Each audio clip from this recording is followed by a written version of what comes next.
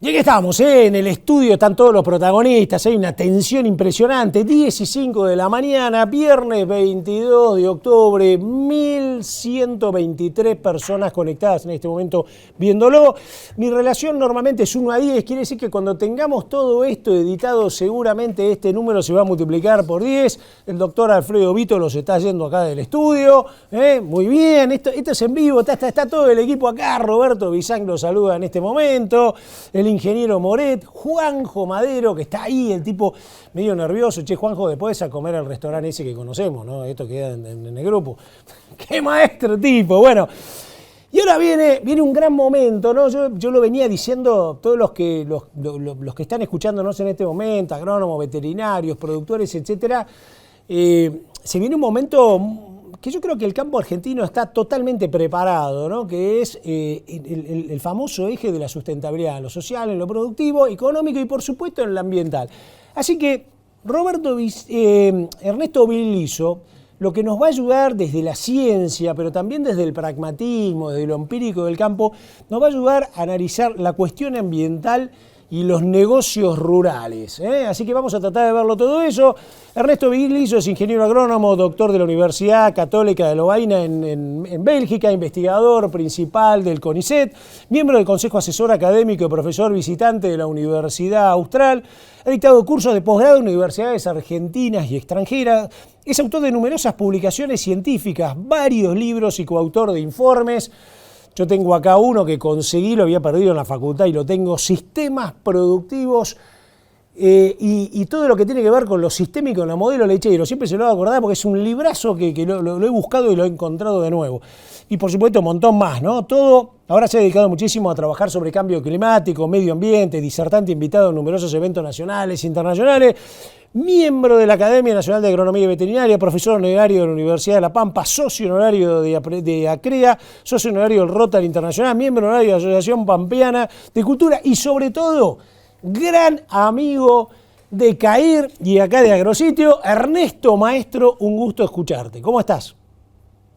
Muchas gracias, Ricardo. Estoy bien y realmente quiero agradecerle a CAIRA, a esta Cámara Argentina de Inmobiliarias Rurales, por la oportunidad de participar y te agradezco la generosa presentación que has hecho. No, un gusto. Vamos con todo, te estamos escuchando y por supuesto le digo a la audiencia, prepárese con las preguntas porque yo creo que este es un momento clave y sobre todo para lo que viene hacia adelante y cómo prepararnos. Ernesto, todo tuyo. Bueno, muchas gracias. El título ustedes seguramente ya lo están viendo, es la cuestión ambiental y los negocios rurales en Argentina. Y bueno, la cuestión ambiental ya dejó de ser un problema emergente para nuestros países, como lo veíamos una década atrás como un problema emergente o potencial, y hoy es una realidad que ya está instalada y que tiene distintas facetas. Y no es algo coyuntural como pueden ser los avatares políticos que van ocurriendo en el país. Esto es coyuntural, es estructural y llegó para quedarse.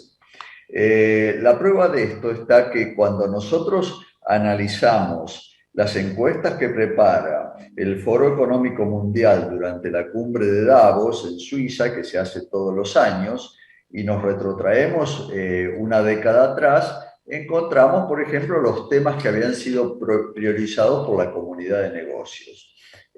Acá, digamos, los colores representan distintos componentes temáticos que son encuestados: riesgo económico en azul, riesgo social, riesgo geopolítico y el riesgo ambiental que una década atrás no aparecía en esas encuestas. En el año 2016 ya aparece sobre 5 puntos, aparece por primera vez ocupando uno de los casilleros que tienen que ver, la temática tiene que ver con fallas en el abordaje climático, y cuando llegamos al año 2021, o sea, el foro de este año, nos encontramos que de 6 puntos priorizados, 4 corresponden a problemáticas ambientales, dentro de los cuales está el clima, la biodiversidad, la pérdida de recursos naturales, el daño que los humanos están haciendo al ambiente, y hay otros temas, pero estos son los priorizados. Este tema que no figuraba en la agenda años atrás, la problemática climática, por ejemplo, explotó de golpe. Por ejemplo, si miramos 5 años atrás o 6 años atrás, encontramos que el número de países que debieron declarar un estado de emergencia climática, digamos por los rigores que está imponiendo el clima mundial, encontramos con que la cantidad de países de un número de casi cero ha llegado a 2000 y esa curva parece que fuera creciendo a tasas exponenciales. Ahora bien, hagamos una breve síntesis de los principales desafíos que enfrenta el negocio rural en la Argentina. Uno es el cambio climático global, quizás el de mayor importancia. El impacto ambiental del agro es otra cosa que tiene que preocuparnos porque entra cada vez más a figurar en la agenda mundial. Los cambios en el paradigma alimentario o en los paradigmas alimentarios del mundo, las restricciones externas al comercio internacional, que se van haciendo cada vez más severas, lo que amenazan a hacerse cada vez más severas, y las restricciones internas que existen dentro de nuestros propios países. Bueno, si nos referimos al cambio climático global, este es uno de los temas que realmente preocupan.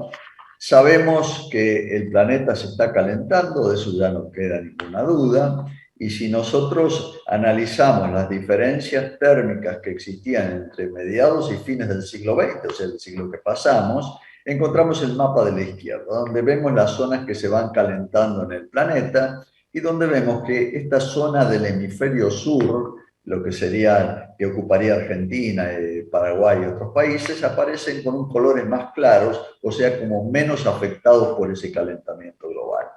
Esa situación se proyecta y los modelos que están utilizando, que está utilizando la ciencia para proyectar qué va a pasar durante digamos, en el siglo que estamos corriendo hasta finales de este siglo, encontramos con que el planeta se nos calienta mucho más. Esta es una tendencia que se va agravando y vemos, por ejemplo, que la región del hemisferio, digamos, de Sudamérica que más se prevé va a tener un calentamiento más grave es toda esa región, diríamos, amazónica, que es donde están ocurriendo cambios realmente importantes.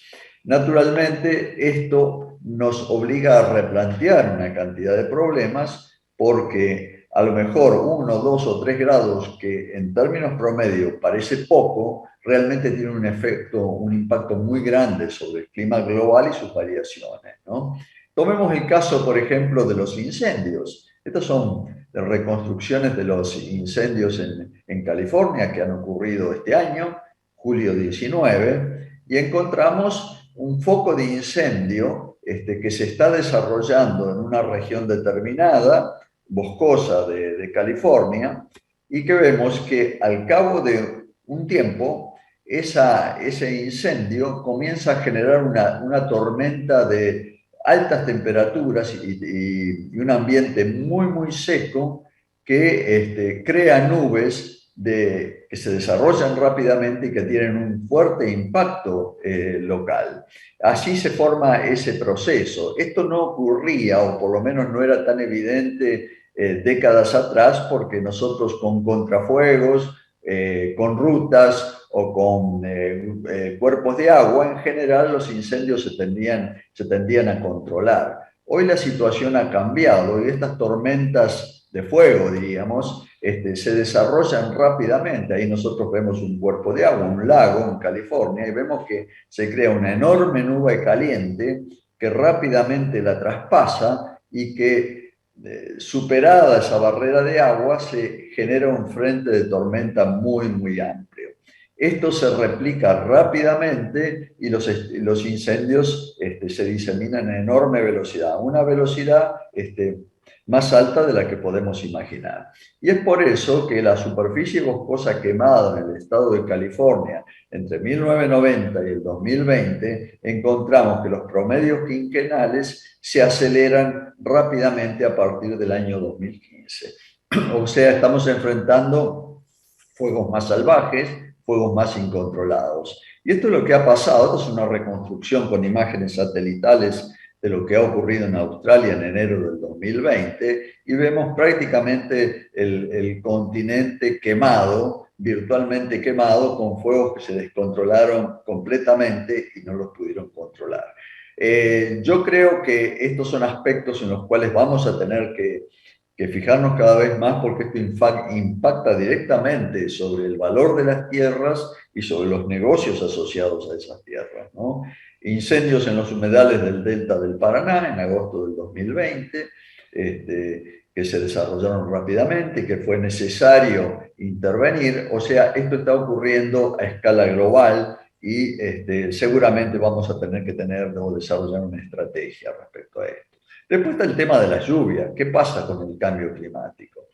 Los modelos que se han desarrollado van mostrando con las áreas naranjas o marrones las zonas donde va a llover menos, que pueden llegar a ser cifras importantes, y las zonas donde se mantienen constantes o puede llover un poco más. Y encontramos ahí que nuevamente, proyectado esto hacia fines del siglo XXI, encontramos con que una región muy significativa de Brasil, donde se generan ríos muy importantes, van a ser afectados por la sequía. No nos afectan en forma directa gran parte de la región central productiva de la Argentina, pero sí hay consecuencias por externalidades de lo que ocurre en el Brasil, ¿no? Y esto se ve, por ejemplo, en esta vista aérea del lecho seco del río Paraná, que no es una cuestión, ha ocurrido siempre esto, que se ha secado el río Paraná, pero ahora ya no preocupa tanto la frecuencia con que esto ocurre, sino la duración con que estos procesos ocurren. Y es muy probable que esto se pueda repetir en periodos más largos y nos genere problemas económicos significativos, ¿no? Y después está todo el tema de la economía de los oasis regables. Hoy se sabe, a partir de datos del IPCC, que el espesor medio de los glaciares, que venía más o menos constante hasta la década del 80, comienza a declinar a partir de ese momento, y esto ocurre a nivel mundial. Y por supuesto nosotros no escapamos a esa situación. Si nosotros tomamos el mapa de la izquierda, corresponde al año 2000 a 2009, y lo comparamos con el mapa de la derecha, 2009-2018, vemos que en el sur andino se incrementan los puntos rojos y negros. ¿Eso qué quiere decir? Que se van reduciendo las masas de hielo y la cantidad de agua equivalente que contienen esas masas de hielo. O sea que estamos ante una situación que también es complicada para esas regiones de regadío. De hecho, si medimos la evolución de los caudales medios, metros cúbicos por segundo, de varios ríos cuyanos, en distintas estaciones de aforo, entre 1980 y 2010 encontramos siempre una curva descendente. O sea, nuestros ríos cuyanos están bajando con menos agua, y eso significa que esa agua va a ser más competitiva, o sea, diríamos, más usuarios van a estar reclamando su porción de agua, y esto exige también un replanteo de las estrategias.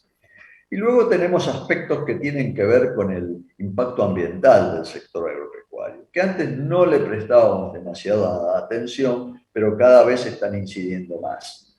Hoy sabemos por experiencia que hay villanos en esta historia de las emisiones de gases de efecto invernadero. Y cuando nos miran cuando miran sobre todo en el hemisferio norte hacia estas latitudes, yo diría que identifican dos villanos. Por un lado, los cultivos de cosecha, como puede ser el cultivo de soja, y por otro lado, la ganadería bovina. Tanto los cultivos de cosecha como la ganadería bovina emiten gases de efecto invernadero, pero el efecto indirecto más importante que generan es la deforestación que provoca. Y esto es aplicable sobre todo al Brasil y también a Paraguay, no tanto en el caso de la Argentina. Los cultivos de cosecha emiten mucho menos que la ganadería bovina, pero la ganadería bovina a su vez emite mucho menos que lo que puede ser un monte deforestado o desmontado.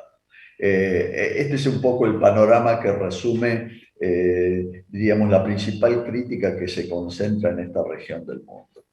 Y realmente, si miramos las áreas deforestadas que están en color rojo en el año 2000 y en el 2018, encontramos con que claramente nuestra región no ha hecho bien los deberes, sobre todo en Brasil, también en Paraguay, pero sobre todo también en el no argentino, donde en la región, especialmente del Chaco salteño, ha habido una tasa de deforestación alta.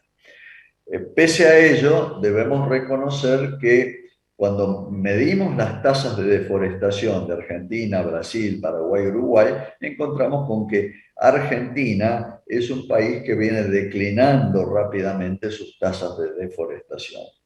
Contrariamente a lo que ocurre, por ejemplo, en Brasil, que venía de una buena performance y empezó de nuevo a desbocarse. Entonces, este es un panorama que debe preocuparnos. O sea, tenemos también que tener una estrategia respecto a las zonas boscosas, y yo creo que la Argentina lo tiene, sobre todo a partir de la ley de bosques. Se llegó a un pico hacia el año 2009-2010 en las tasas de deforestación, y a partir de entonces empieza persistentemente a declinar esa tasa de deforestación. Bueno, luego ocurren en el mundo lo que llamaríamos los cambios en el paradigma alimentario. Y hoy lo que encontramos es con que hay fuertes presiones. Estos son carteles que podemos ver pegados en nuestras calles. Vemos también hay algunas figuritas conocidas de la política y de los gremios, donde claramente toman una posición, diríamos, vegana en contra de las carnes. Hoy un tema de agenda bien novedoso es estar en contra de las carnes, sobre todo de las carnes bovinas, bajo dos argumentos: que perjudican la salud humana en primer término, y en segundo término, que tienen un impacto ambiental muy negativo, sobre todo en las emisiones de gases de efecto invernadero. Y esta es una imagen que difunden los veganos, por ejemplo, donde muestran un bife que aparentemente es muy sabroso, pero que se lleva un pedazo de bosque cada vez que comemos. O sea, es un llamado a la conciencia. Cada vez que nos comemos un bife, nos estamos llevando un pedazo de bosque. Esta situación, naturalmente, cuando es exagerada, influye y muy fuertemente en la opinión pública. Y es por eso que grupos ecologistas y veganos en Europa principalmente plantean una visión en la cual tratan de romper el agro tradicional, o sea, desacoplando la producción ganadera del uso de la tierra y desacoplando la producción ganadera de las emisiones de gases de efecto invernadero. Y es así que empiezan a aparecer opciones que no utilizan tierra.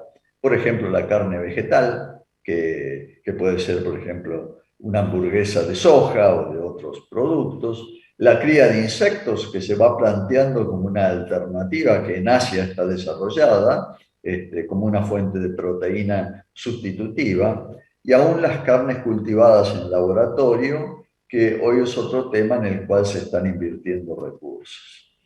Sin embargo, hay, diríamos, una fuerza opuesta que se opone, una fuerza que se opone a eso, y es que a medida que el Producto Bruto Doméstico per cápita de los países se va incrementando, o sea, cuanto más gente, sobre todo en los países en desarrollo, se incorporan a la clase media, la demanda de carnes naturales tiende a crecer.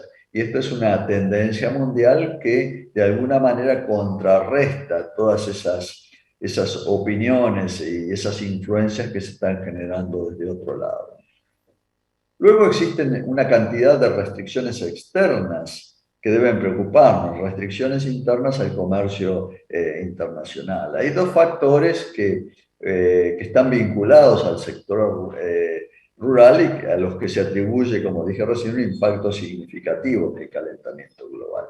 La cantidad de rumiantes en el mundo va aumentando, y se sabe que los rumiantes son más, digamos, contaminantes que otras especies, que otras especies ganaderas, y a su vez la pérdida de coberturas boscosas o de bosques en el planeta también se va incrementando. Esto sirve de base para una cantidad de restricciones que ya algunos países, sobre todo los europeos, empiezan a imponer. Y es así como surge lo que llamamos el Pacto Verde Europeo, que es muy reciente, en el 2019 se implementa, y que tiene un programa que se llama Del campo al tenedor y que enfatiza que los actuales sistemas de producción de proteínas animales son contaminantes, degradan recursos naturales, causan pérdida de biodiversidad y favorecen el cambio climático por las emisiones, y exigen una reestructuración. Se debe reducir significativamente el uso de plaguicidas químicos, fertilizantes y antibióticos que contaminan el ambiente. Se debe favorecer el secuestro de carbono en el suelo y su manejo, reducir las emisiones de carbono, preservar las fuentes de agua dulce, promover el bienestar animal. Y los países que comercien con la Unión Europea deberán adecuarse a sus nuevas regulaciones, o sea, a este Pacto Verde y a estos estándares ambientales, los cuales serán promovidos globalmente. Y en esto la Unión Europea procura convertirse en un líder mundial. Lo cierto es que a veces hay información falsa que circula, o información que no es real, no es realista sobre lo que ocurre con la ganadería. Por ejemplo, si nosotros miramos las densidades bovinas, o sea, la cantidad de cabezas por hectárea, y las emisiones de carbono en kilos por hectárea producidas por Argentina y un conjunto de 6 países europeos que tienen larga tradición ganadera, encontramos que Argentina está en el mejor de los mundos respecto a esos otros países, porque por lo menos está emitiendo la mitad de lo que produce, de lo que emiten esos 4 de esos países, y mucho menos, 5 veces menos y 7 u 8 veces menos de lo que emiten países como Bélgica y los Países Bajos, o sea, Holanda. Esta información no circula, lamentablemente, no circula de manera suficiente como para ilustrar este tipo de cosas que pasan en la realidad. Y esto no es un invento nuestro. Yo he tomado valores de la FAO, no es un invento de los argentinos estos números, sino que yo he tomado y he procesado valores de las estadísticas de la FAO. Y es así como hoy se identifican los grandes emisores globales, son empresas exportadoras de carne, y ahí aparecen las empresas exportadoras de carne y de leche o de lácteos, y ahí aparecen las principales 20 del mundo, JBS aparece en primer lugar, y sobre las cuales ya se empiezan a imponer presiones muy importantes. Y lo que nos dice el gráfico es que estas 20 grandes empresas exportadoras producen tantos gases de efecto invernadero como Alemania, como un país que en este caso es Alemania. Bueno, y después están las restricciones internas de nuestros propios países. Nosotros ya estamos viviendo un periodo muy duro para el sector agropecuario, donde estamos viendo que las restricciones tienden a imponerse. Uno de los campos de restricciones se refieren al uso, a la aplicación de plaguicidas en nuestros campos. Nosotros vemos que es cierto, el agro argentino desde 1990 hasta aproximadamente el 2010 incrementó de manera importante, de manera significativa la cantidad de plaguicidas utilizados, pero a partir del 2010 pega la vuelta en la curva y comienza a declinar el uso. Y es así que aquí tenemos que separar lo que son los grupos de plaguicidas más tóxicos o más peligrosos desde el punto de vista ambiental y para la propia salud humana, y diferenciar lo que llamaríamos los insecticidas, por ejemplo, de los herbicidas. Todo lo que entra en banda amarilla, roja más clara o roja más oscura, son situaciones o plaguicidas que son peligrosos, muy peligrosos o extremadamente peligrosos. Los que entran en banda azul y verde son los improbablemente o ligeramente peligrosos o improbablemente peligrosos. Y vemos que ha habido una importante sustitución a lo largo de los años, de 1985 hasta el 2020, donde el agro argentino fue reemplazando significativamente a una tasa muy alta lo que llamaríamos los plaguicidas de banda roja y amarilla por plaguicidas de banda azul y verde fundamentalmente. Y hoy tenemos unas familias de plaguicidas mucho menos tóxicos y peligrosos para el ambiente de lo que teníamos años atrás. E inclusive cuando comparamos cultivos de gran escala como soja, girasol, maíz, trigo, encontramos con que ahí las bandas verdes, que es fundamentalmente dado por los herbicidas, son muy altas. En cambio, todo lo que tiene que ver con las hortalizas, con la agricultura, con la pequeña agricultura familiar, esa pequeña agricultura familiar por necesidad, esa agricultura hortícola y frutícola, tiene que utilizar más insecticidas que herbicidas. En consecuencia, aparecen con una incidencia de los colores rojos, de las bandas rojas. Y esto nos lleva a replantear un último problema que tiene que ver dónde estamos accionando con los distintos tipos de plaguicidas. Este es un ejemplo de una ciudad tipo donde tenemos un sector agrícola o un sector agropecuario, diríamos, que cultiva campos en los alrededores de la ciudad y donde vemos la incidencia sobre todo de plaguicidas de tipo verde, de tipo azul y también algo de amarillo. Pero también tenemos el periurbano, en los cuales están estos cordones hortícolas y frutícolas, donde ahí la situación cambia, o sea, se arman verdaderas burbujas de plaguicidas más riesgosos y más peligrosos. Y aún tenemos dentro de las propias ciudades, hacia adentro del periurbano, todo lo que son los plaguicidas domésticos que sobre todo en los meses de verano utilizamos en nuestros hogares y que son decididamente de banda roja y de banda amarilla, ¿no? Y aquí se plantea todo lo que tiene que ver con las áreas de restricciones. En general, la información científica va mostrando que es seguro pulverizar los campos de cultivos extensivos hasta una superficie de 100 a 200 metros, o sea, no corren riesgo las poblaciones, sin tener en cuenta que ya el riesgo está metido dentro de los periurbanos. Y hoy hay muchos proyectos en comunidades de ir extendiendo esa franja de protección a los 1000, a los 2000 o a los 3000 metros.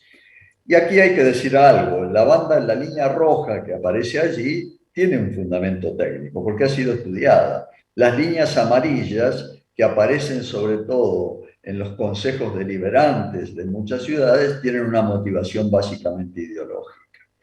Entonces, esto lo tenemos que tener en cuenta porque afecta naturalmente el valor de las tierras. Entonces, si vamos a resumir y rankear la importancia de los productos, ya terminando, diríamos que en el ranking número 1 yo colocaría el cambio climático y allí tendremos que empezar a preocuparnos y mirar cada vez más todo lo que afecta a las tierras en el NEA y en el centro de Argentina, las sequías en el NOA, en las regiones semiáridas y en la Patagonia, y la disponibilidad de agua en tierras de regadío. Todas estas, digamos, están potenciadas por el cambio climático global. En segundo lugar, pondría las restricciones internas del país, las contaminaciones por uso de plaguicidas, que están siendo muy seguidas por la sociedad, las campañas antiganaderas y el sesgo ideológico anticampo que está asociada a estas restricciones internas del país. Luego, en un tercer punto del ranking, yo ubicaría el impacto ambiental local y regional. Y aquí me ocuparía de lo que tiene que ver con la deforestación y acceso a tierras deforestadas, la contaminación por la ganadería intensiva, que es otro aspecto que va creciendo en importancia, sobre todo en comunidades pequeñas o en los alrededores de las ciudades, y las propias regulaciones que van emergiendo por emisión de gases de efecto invernadero. Y luego tenemos las restricciones externas, las barreras al comercio internacional, que ya se insinúan y muchas de ellas ya están instaladas, las campañas globales de ambientalistas y veganos, que existen y son muy fuertes y muy influyentes, y los sustitutos de las carnes naturales que van apareciendo y se van ocupando una parcela o un nicho de mercado. Muchas gracias.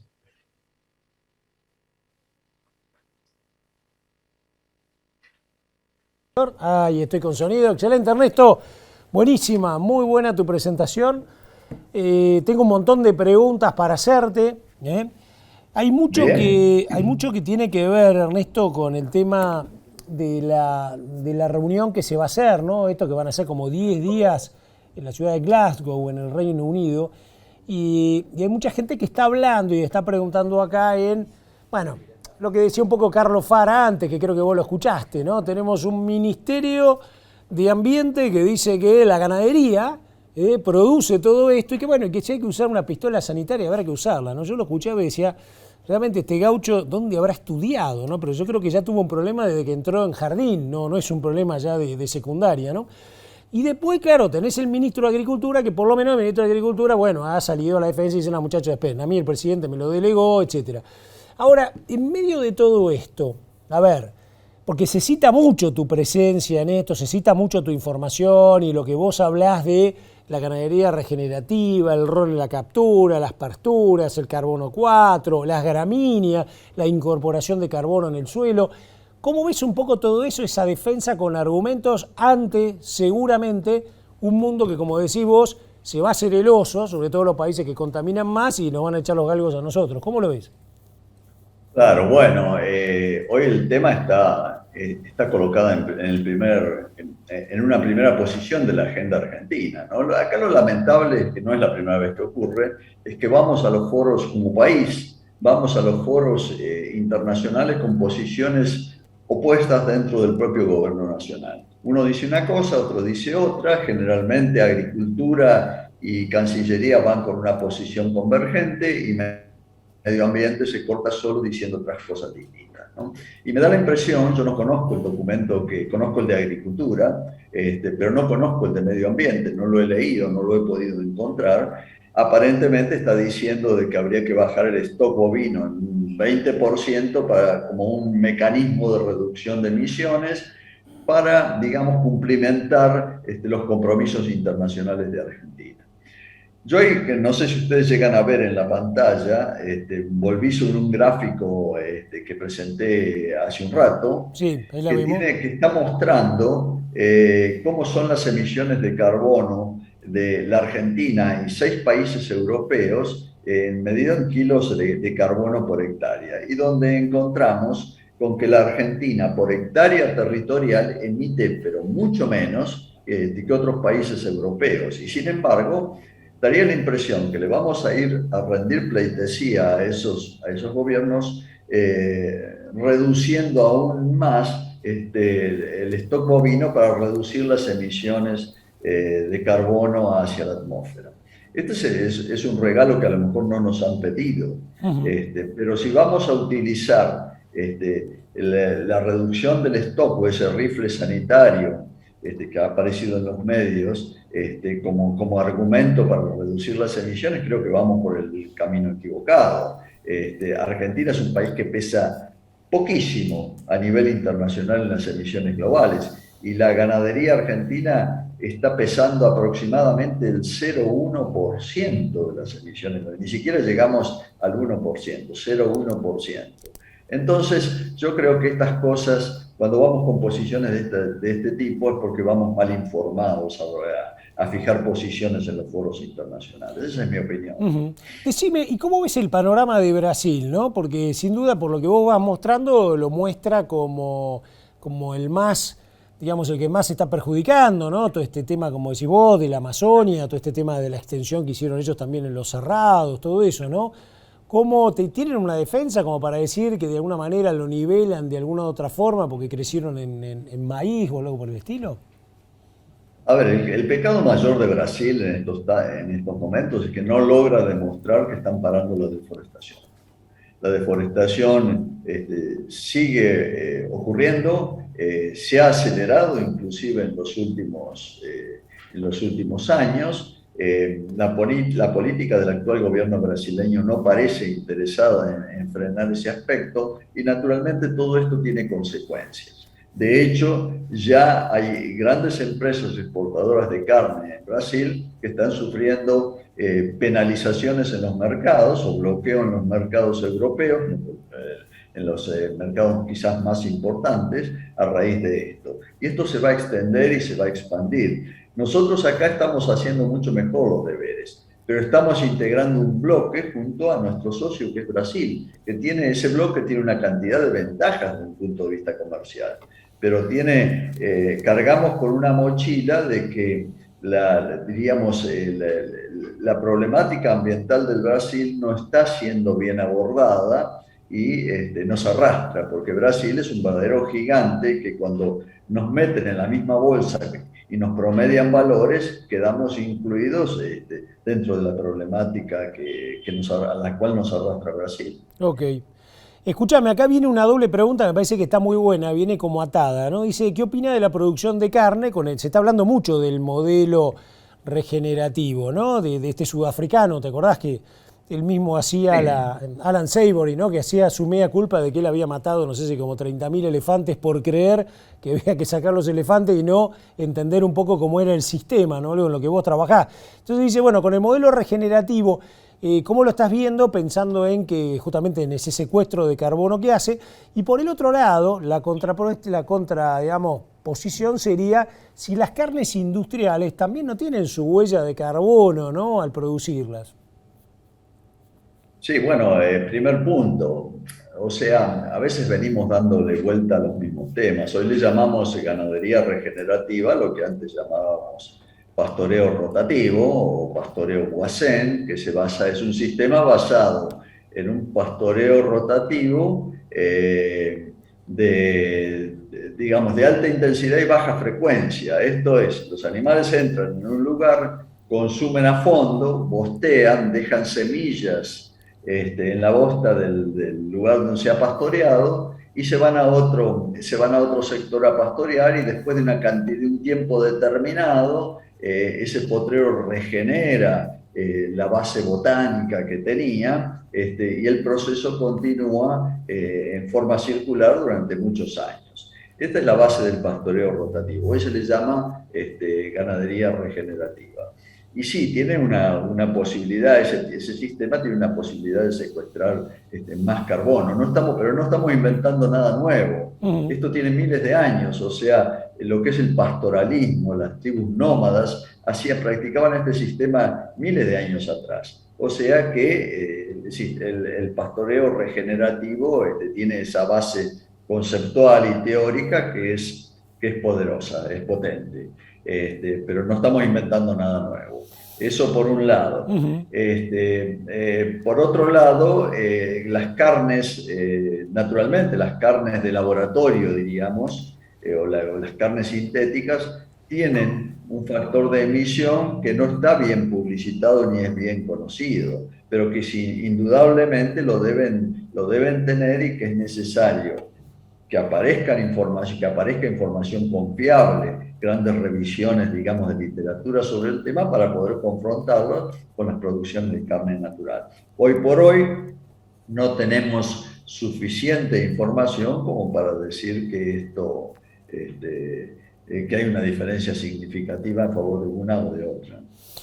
Y te hago la última, también una doble pregunta, ¿no? Porque primero me apareció una que decía, ¿por qué el tema de la basura no está en agenda? ¿Por qué nunca se habla de eso, ¿no? Que tiene que ver en el fondo con la gran polución que generan las grandes ciudades, ¿no? Incluso hasta los mismos.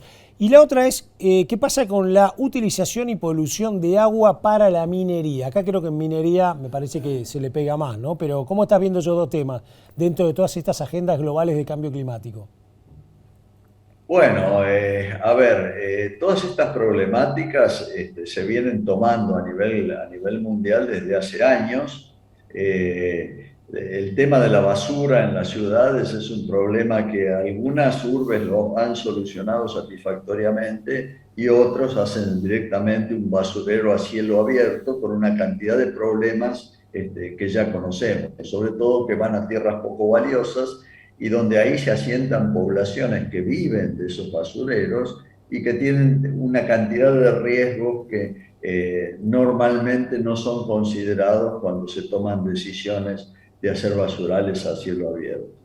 Y después, bueno, sabemos que la industria minera es una industria muy contaminante porque se utilizan químicos muy pesados, muy tóxicos para extraer minerales. Y esto se ha planteado varias veces en ciudades argentinas, sobre todo en aquellos sectores andinos donde están ubicados, donde hay mineras realmente importantes. Yo no sé cómo se soluciona ese problema porque es muy lejano al, digamos, al campo de conocimiento que yo estoy manejando, pero sin lugar a dudas son problemáticas que en ese caso sí el Ministerio del Medio Ambiente tiene que poner un foco con una base científica cierta. Impecable, Ernesto, muchísimas gracias, excelente, excelente tu charla y bueno, yo ya te digo, mirá, vos estate listo porque vos en la medida que se acerca a Glasgow cotizás en bolsa, así que prepárate porque no sé si vas a ir por allá, algunos ya decían, no, Bigliso va a andar por allá, etcétera, pero todo el mundo te tiene como uno de los cráneos, ¿no? Y está bueno, una de las cabezas pensantes en medio de estos debates para ir llevando esta información, ¿no? Eso de, muchachos, somos el 0,1% de la problemática mundial, ¿no? E incluso estamos mejorando muchísimo para que eso tal vez sea menos en la medida que hay mucho más rotación, empieza a haber ganadería, tendremos que tratar de ayudar a la ganadería y no perjudicarla, en fin, muchas cosas. Ernesto, como siempre, un lujo haber estado con vos y esta charla. Muchísimas gracias. Gracias, Ricardo. Hasta pronto. Gracias a la Cámara. Gracias. Ernesto Bigliso, la cuestión ambiental y los negocios rurales, ¿no? Una charla que más allá de los negocios rurales, que por supuesto lo planteó muy bien, ¿no? Pocos se han dedicado a analizar esto, ¿no? La otra vez acá estábamos en el Congreso de Axoja, ¿no? Y hablábamos con el presidente de Axoja, hablando de la tecnología, y hablamos con Rodolfo Rossi, un gran genetista, y decíamos, ¿por dónde va a pasar el crecimiento de la producción de alimentos en un mundo que ya decimos que tiene 7.600 millones de habitantes y va a 9.500, ¿no? Y por supuesto, en la Argentina, que es un gran espacio, por supuesto vamos a tener que crecer verticalmente metiéndole más tecnología, es decir, que cada unidad tierra, que ya no es una hectárea, viéndola desde las ACTEX, va a tener que producir más. Pero además, seguramente vamos a tener que pensar en expandirnos. Y esa expansión tiene que ser sustentable, racional. A veces un monte achaparrado seguramente no debe capturar nada de carbono y además no produce nada, y uno perfectamente ahí podría tener un sistema silvopastoril, y no lo sé, ¿no? Mucho para pensar hacia adelante, mucha agronomía aplicada y mucho también para pensar en este avance, ¿no? de lo que son las tierras en el uso para la producción de alimentos, fibras, bioenergías, etcétera, sin impacto o con el menor impacto ambiental.